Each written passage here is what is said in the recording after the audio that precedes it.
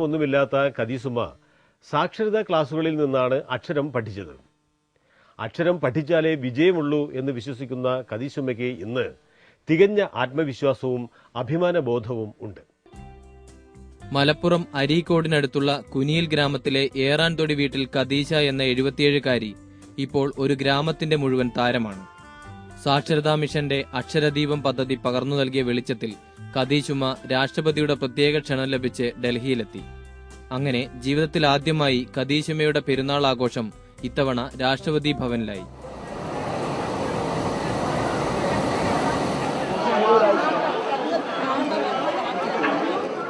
അഞ്ചു ദിവസത്തെ ഡൽഹി വാസം കഴിഞ്ഞ് കോഴിക്കോട് റെയിൽവേ സ്റ്റേഷനിൽ തിരിച്ചെത്തിയപ്പോൾ നാട്ടുകാരുടെ വക ഗംഭീര സ്വീകരണവും.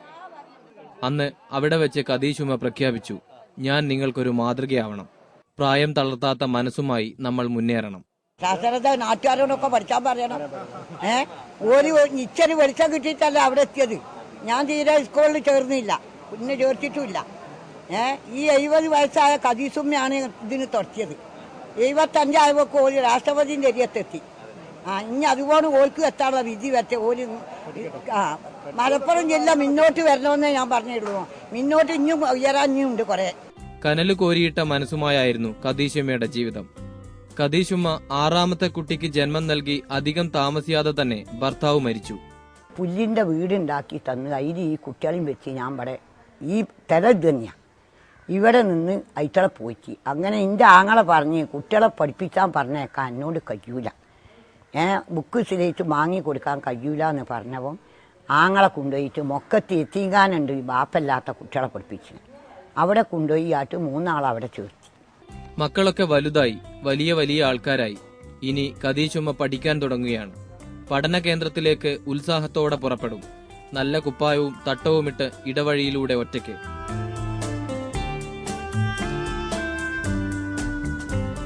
ചിലപ്പോൾ സ്കൂളിലേക്ക് പോകുന്ന കുട്ടികളെ കൂടെ കൂട്ടും. പിന്നെ അവരോടൊപ്പം കളിയും തമാശകളുമായാകും യാത്ര. രാഷ്ട്രപതിക്കൊപ്പം ദിനങ്ങൾ ചെലവഴിച്ച നാട്ടിൻപുറത്തുകാരി ഖദീജുമ്മ ഇപ്പോൾ പഴയതുപോലെയല്ല. പുസ്തക സഞ്ചിയുമായി ഇറങ്ങിയാലും പലരും കുശലാന്വേഷണവുമായി ചുറ്റും കൂടും. സമീപത്തെ അറബി കോളേജിലെ വിദ്യാർത്ഥികൾക്ക് ചിലപ്പോൾ ഡൽഹി കഥകൾ പറഞ്ഞു കൊടുക്കേണ്ടി വരും. സ്കൂളുണ്ട്, മദ്രസ പഠിച്ചു, ശരിക്ക് മദ്രസ പഠിച്ചു.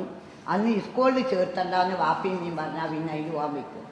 പിന്നെ പിരിയുന്നതിനു മുമ്പ് രാഷ്ട്രപതിക്കായി പാടിക്കൊടുത്ത മലപ്പുറംകാരിയുടെ നാടൻപാട്ട് ഇപ്പോൾ ഇവർക്കും കേൾക്കണം.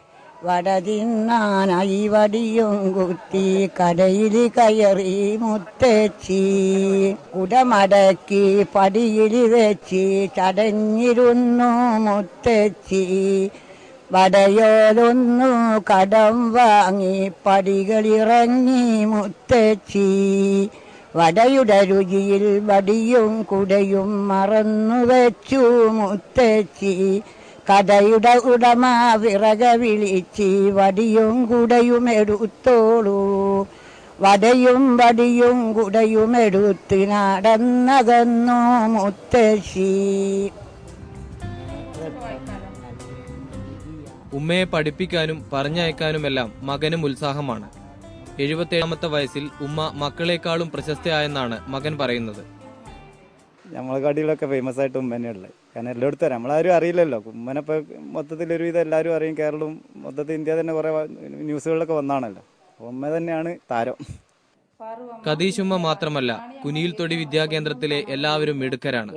അനുസരണയുള്ള കുട്ടികളായി ടീച്ചർ പറഞ്ഞു നൽകുന്ന കാര്യങ്ങൾ എല്ലാവരും നന്നായി പഠിക്കും.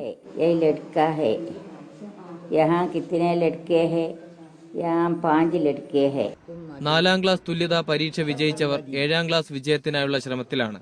പണ്ട് പഠിക്കാൻ കഴിഞ്ഞ എല്ലാവരും വിഷമം എല്ലാവർക്കും നന്നായിട്ടുണ്ട്. അപ്പോൾ വിളിച്ചാൽ എല്ലാവരും ക്ലാസ്സിന് സജീവമായിട്ട് പങ്കെടുക്കും. എല്ലാവർക്കും നല്ല ഉത്സാഹമൊക്കെ തന്നെയാണ്. കുനിയിൽ തൊടി വിദ്യാകേന്ദ്രത്തിലുള്ള എല്ലാവരും മുസ്ലിം സമുദായത്തിൽപ്പെട്ടവരാണ്.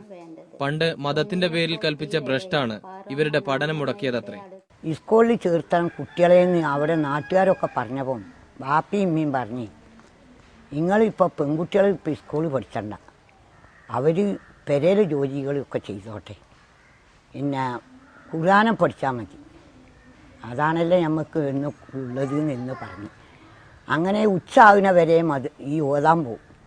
ഓത്ത് വിട്ട് വന്നാൽ ഉച്ചക്ക് വന്നാൽ പിന്നെ കഞ്ഞി കുടിച്ചാൽ വാപ്പ പറയും അവിടെ ചാമ ഉണ്ടാക്കീന്, എരിക്കേക്ക് നട്ടീന്, കാവുത്ത്, ചൊളാണ്ടി ഇങ്ങനത്തെ കൃഷികളൊക്കെ നെല്ലൊക്കെ ഉണ്ടാക്കും പറമ്പിലൊക്കെ.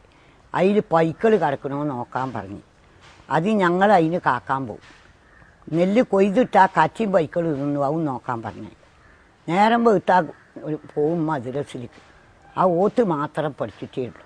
ഒരു ദിവസം മോഹൻലാൽ